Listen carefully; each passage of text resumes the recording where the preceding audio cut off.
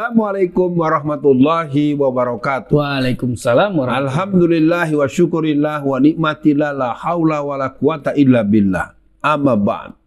Bung kameramen kelihatan cerah sekali penampakan ini. Masya Allah. Ada apa Bung kameramen nih? Banyak duit atau sedang ada yang membahagiakan? Dari kampus Putri Deunda. Oh, bukan. Allah Akbar. Sensor.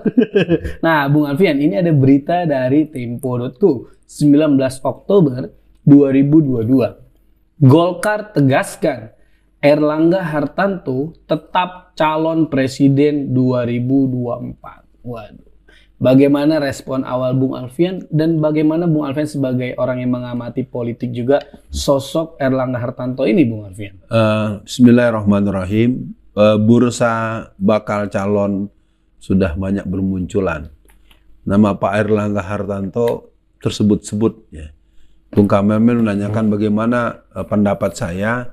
Kalau menurut saya beliau masih perlu mematut diri untuk peran seperti itu. Yeah. Dengan kata ringan, cukuplah yang sudah ada di permukaan dan telah muncul agar kemudian bisa mengalami kristalisasi, maturisasi, dan pematangan untuk peran-peran ke depan. Saya pikir itu Pak Erlangga Hartanto tentu adalah seorang yang punya hak untuk maju. Tapi saya berpendapat sebaiknya bisa dipertimbangkan buat DPP Partai Golkar, biarlah fokus terhadap urusan yang sedang dihadapi oleh beliau dan juga kita akan mengikuti yang sudah muncul dengan apa namanya nominasi dengan beberapa pasangan-pasangan yang muncul begitu. Iya, tapi Bung Alfian kalau secara track record tokoh-tokoh ini kayaknya kurang apa ya Bung Alfian?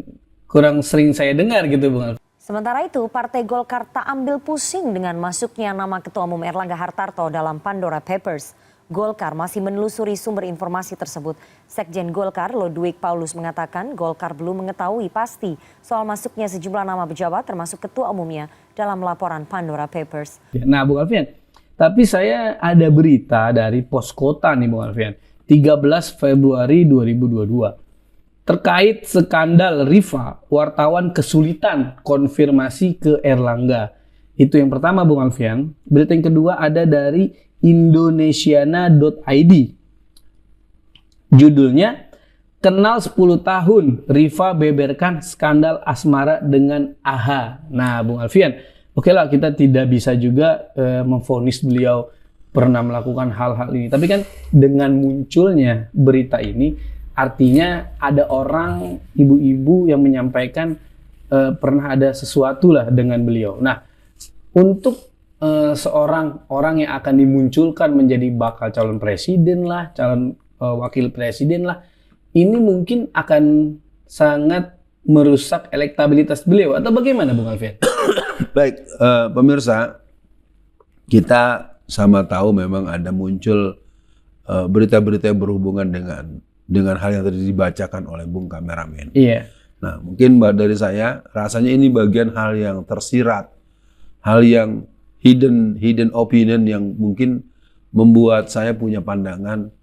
Mari kita cari presiden lain calon presiden lain yang layak untuk muncul dan dimunculkan, paling tidak yang lebih muda, betul, yang lebih energik dan punya kemampuan-kemampuan yang go internasional dari aspek intelektual, dari aspek kebahasaan, dari aspek pergaulan, dari aspek relasi dan aspek-aspek karakter serta penopang-penopang yang layak untuk memimpin Indonesia di era global. Begitu Bung kameramen. Iya, Bung Alfian, memang kalau saya sering dengar ceramah Bung Alfian, yang sering juga disampaikan oleh Habib Rizik adalah ketika kita mempunyai cita-cita sebagai public figure atau pimpinan di negeri ini, ya kurang-kurangin lah jejak digitalnya.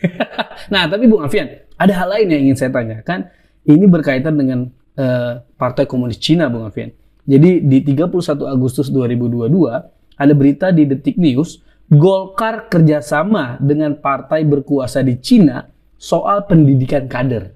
Nah kan kalau antar partai artinya Erlangga Hartanto sebagai sosok yang menyetujuinya atau yang merekomendasikannya atau yang mengizinkannya. Ini bagaimana Bung Alfian? Karena kalau dibilang partai berkuasa, ya udah pasti Partai Komunis Cina Bung Alfian.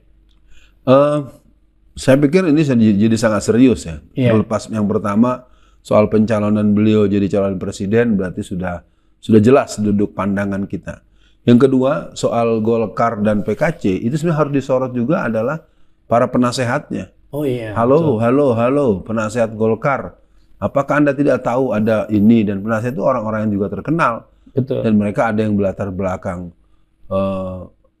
tentara, ada yang berlatar belakang dulu musuhnya PKI, tokoh-tokoh HMI, tokoh-tokoh yang pernah punya peran-peran perlawanan kepada PKI kan banyak yang menjadi orang-orang di Dewan Penasehat atau di Dewan Pertimbangan segala macam. Artinya ketika terjadi kolaborasi dengan pola kerja koneksitas pendidikan di Partai Komunis Cina, ini tidak mendapatkan peneguran, tidak mendapatkan warning, tidak mendapatkan alarm, ya berarti kita harus mempersoalkan ini secara lebih jauh. Betul. Berarti ada apa? Golkar kok nakal gitu, kok menunjukkan tanda-tanda ada kecenderungan pada kerjasama dengan partai yang pernah bermasalah dengan Indonesia tahun 65 dan ideologi yang sampai hari ini tetap akan tertolak dan ditolak secara nasional karena komunisme tetap tidak ada dalam ruang dan peluang dalam negara yang berpancasila ini. Begitu, Bung? Ya, Bung Alfian, seperti biasanya lah review-review capres yang kita bahas di sesi dibacain berita, Bung Alfian. Pertanyaan terakhir selalu saya tanyakan, pantaskah Erlangga Hartarto menjadi Presiden Republik Indonesia menurut Ustadz Alfian Tanjung? Kalau ditanyakan dalam bentuk penegasan, belum, dan dalam bahasa hukum, apalagi hukum normatif, tidak pantas. Begitu bahasanya kalau menurut saya. Nah, yang lainnya mungkin kembali kepada tadi sedikit hal yang perlu kita matangkan itu. Tolong perhatikan buat Golkar dan keluarga besar Golkar se-Indonesia. Karena yang saya tahu Golkar di Sumatera Selatan, Golkar di Sumatera Barat, Golkar di Sulsel, itu mereka mengidentifikasikan diri dengan keluarga besar umat Islam, keluarga besar ulama-ulama Islam. Termasuk di Banten, itu perlu diketahui.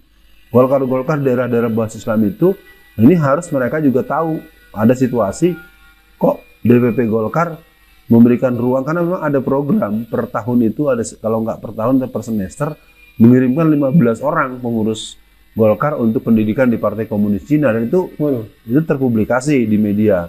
Nah, jadi kesimpulannya untuk pencalonan beliau bisa fokus mengerjakan yang lain, presiden bisa diserahkan pada yang muda-muda dan lebih punya nilai standar faktor-faktor pemenuhan yang bisa dijadikan syarat.